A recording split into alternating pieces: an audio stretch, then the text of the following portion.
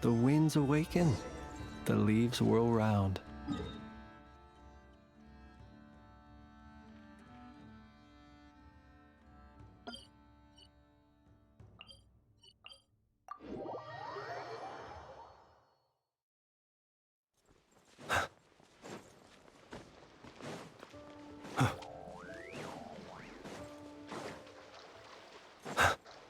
Close your eyes. Cleanup sequence it all adds up. Time to go clean. Allow me. The long sleep beckons.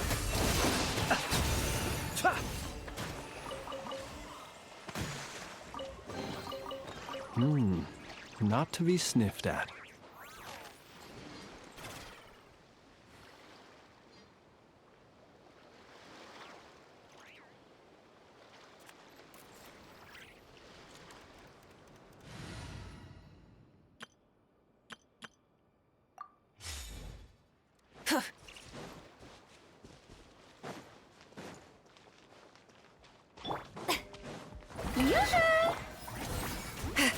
You two!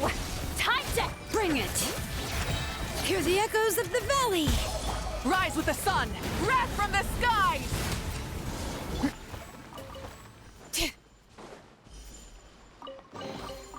There's a lot of good stuff in here. Want to split it? Just kidding. You can take it.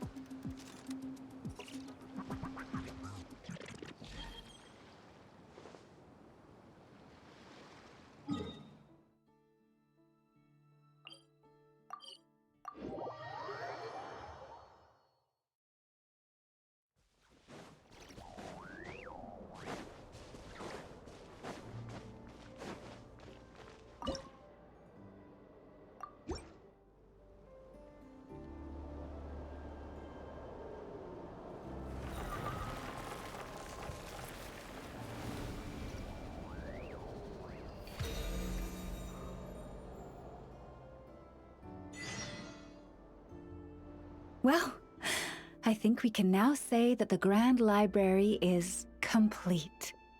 Next, we'll need to find somewhere to put the bird stands, cushions, and deposit boxes. Ah, hello there, traveler, Paimon. Thanks to your help, the library repairs are basically complete.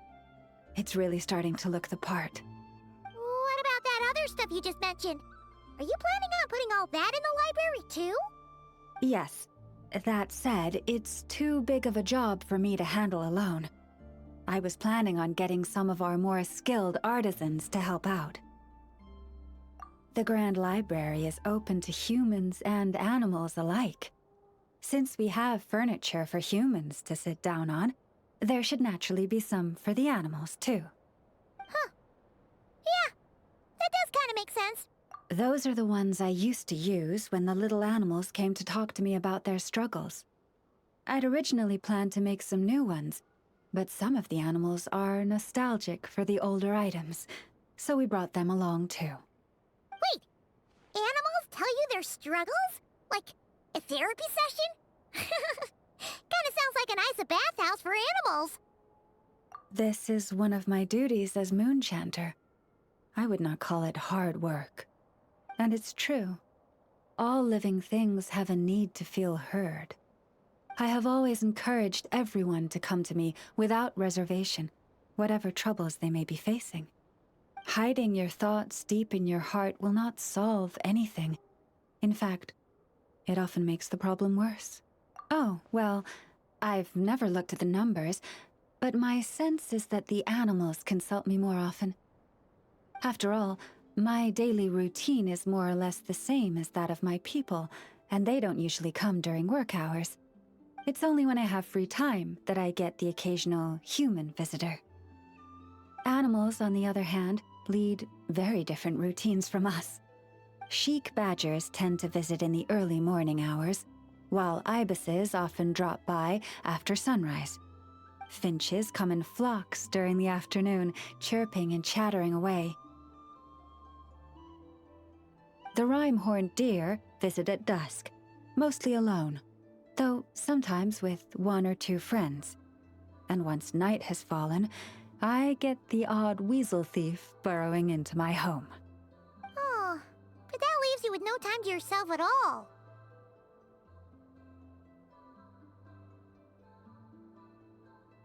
It truly is. There was one time when a weasel thief stole some pine cones that a group of finches was hoarding. It must have been around 20 finches that flew to my bedside in the dead of night to protest the transgression. I had to ask a sniffer mole who I'd just been chatting with to invite the weasel thief over. It took a lot of work to convince it to reveal where the pine cones were. By the time all parties were satisfied and ready to leave, the sun was up. I slept in till past noon that day. Huh. Paimon would have given up and gone back to sleep long before you did. And probably pulled a blanket over her head first to block out the noise. Since they'd taken the trouble to come to me, I felt I had a duty to help them. And the results made it all worthwhile. After getting everything off their chests, the finches went back to happily hopping around, and the weasel thief went off in search of new, exciting treasure. But humans are less forthcoming than animals. Too often, they hide their true feelings in the deepest corners of their hearts. Even those who come to me for guidance, I feel as if they tell me only part of the story, leaving out what truly burdens their soul. Perhaps they are unwilling to say it out loud, to face the real issues head on. Human society often encourages people to hide their true selves. It is not dissimilar to the way that some butterflies hide away in a withered leaf and camouflage their wings to match their environment. Social interactions between humans can be complex and difficult. Everyone has their way of coping, and I don't judge them for it. Nonetheless, suppressing one's true feelings can easily lead to melancholy and depression. Deep-seated issues like that are difficult to resolve, no matter what advice I give. So I had an idea. I thought, what if I could find a way to bring complicated human minds and straightforward animal ones together? Maybe by spending some time around each other, both could experience a new perspective. It was with that in mind that I renovated the Grand Library and turned it into what it is today, spacious and well-ventilated, and open to humans and animals to come and go as they please. Except maybe on rainy days, when they're looking for shelter. But the rest of the time, people can visit whenever they want, to spend time with the animals, browse books, rest, and enjoy the sun. And perhaps the company of our dear animal friends, who will not be driven away by anything they say, might encourage people to open their hearts and share the truth of what lies within. Wow, you really put a lot of thought into this library renovation. Oh, it sounds great to Paimon. Hugging fluffy animals, lounging in a chair all day without a care in the world. Just thinking about it makes Paimon feel all warm and fuzzy. Of course. Your assistance with the renovation works was invaluable. It should go without saying that the Library of the Frostmoon Scions shall always be open to you.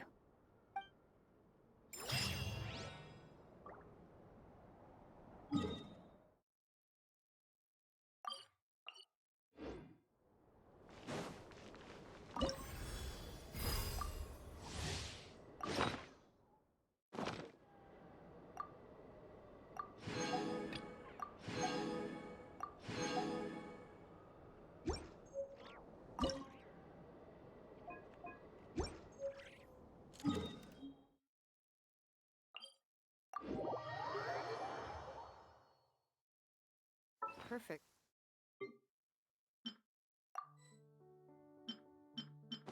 weather for a nap in the workshop.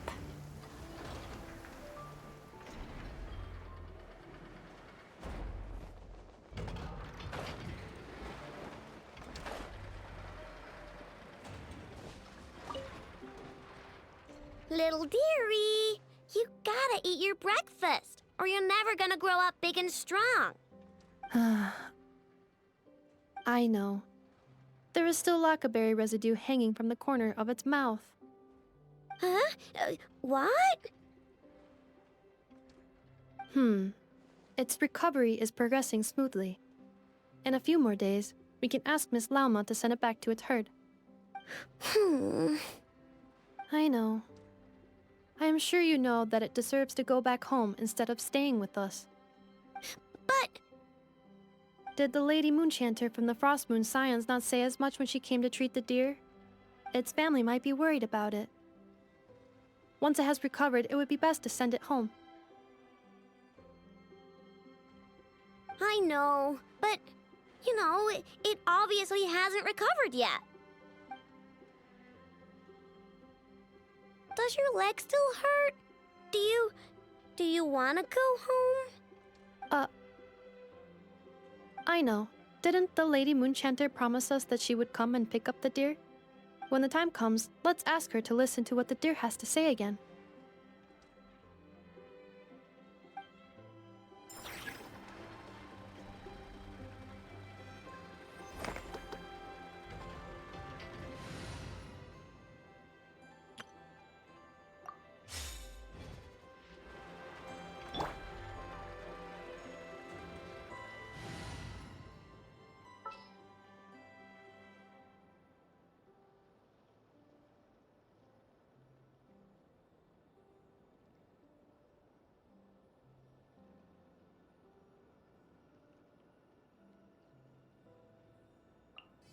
Follow me, and I know. Didn't the Lady Moon... When the time comes... this little one has recovered well, thanks to your diligent care. When I return, I'll ask around in advance. If fortune smiles on me and I manage to locate its herd, then the next time I come, it will be to send this fawn home. But... I understand. You cannot bear to see it leave. But this little rhyme-horned deer has its own family, and its father, mother, and friends must surely be worried sick. Once it is well, I believe it would be best to have it reunite with its own. I know, but it's not well yet.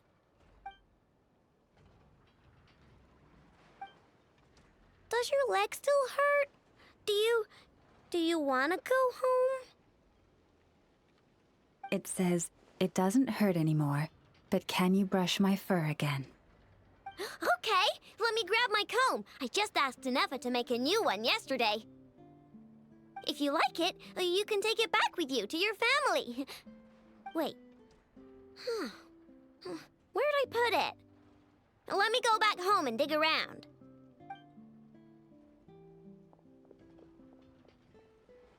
Then I shall take my leave. Once again, I thank you for taking such good care of the little one. I came in a rush today, so next time I shall prepare some gifts. Do not force yourself to go out of your way for gifts, Miss Lauma. Aino loves the deer, and I do too. It is only natural for us to care for it. Besides, Aino and I are happy to have the chance to talk to it. Is that so? Well, the rhyme-horned deer is very fond of you, too. I'm sure it considers both of you its true friends. I believe this is a friendship that will not fade, even if you are worlds apart.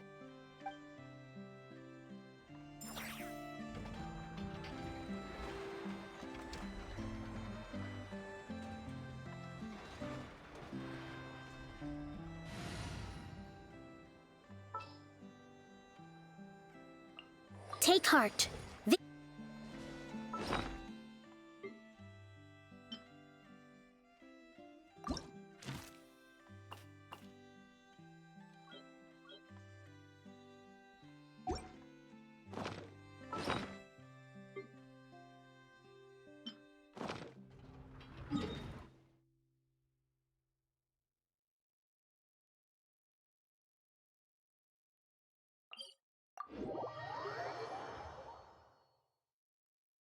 Marching in the rain conceals the sound of our arrival, but is also a test of stamina. To survive hardship, you must prepare for hardship.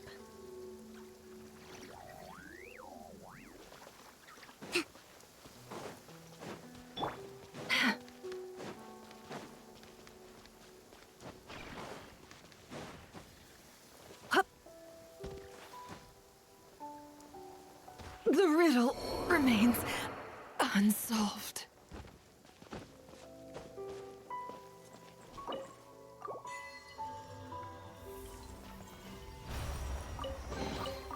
Perhaps these treasures might be of utility to you on your journey. Please,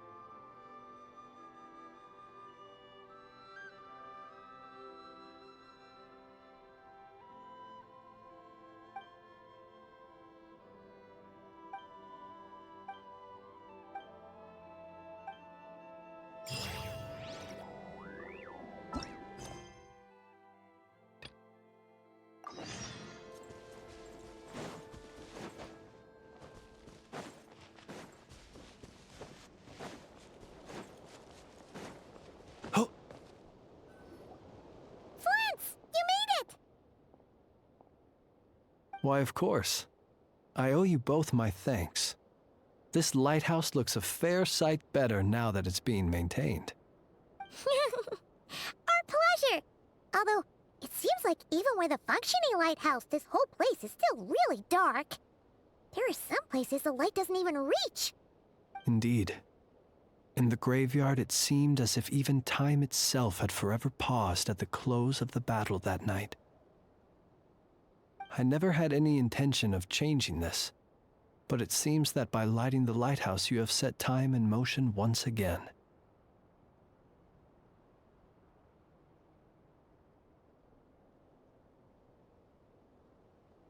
If you mean to ask whether I shall be inconvenienced in any way, the answer is no.